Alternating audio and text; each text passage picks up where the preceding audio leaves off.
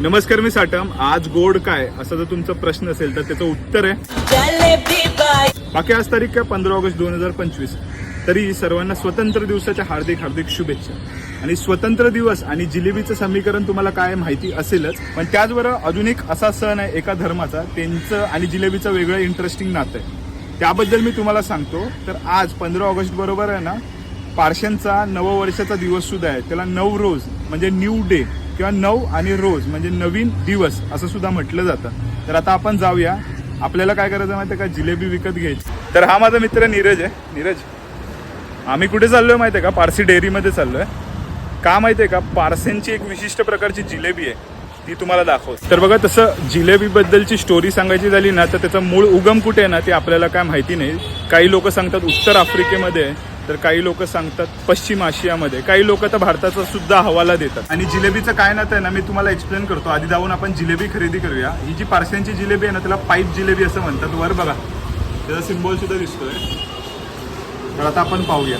सध्या पूर्ण हेक्टिक माहोल आहे, कारण पारसी नववर्ष. एक पाईप जिलेबी.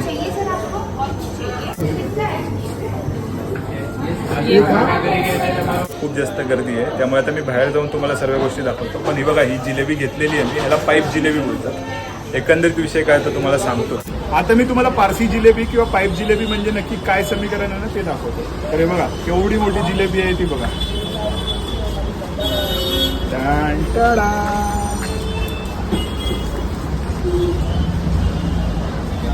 म्हणजे माझ्या चेहरे एवढी जिलेबी आहे. थोडीशी टेस्ट करणार आहे कारण गिफ्ट आहे.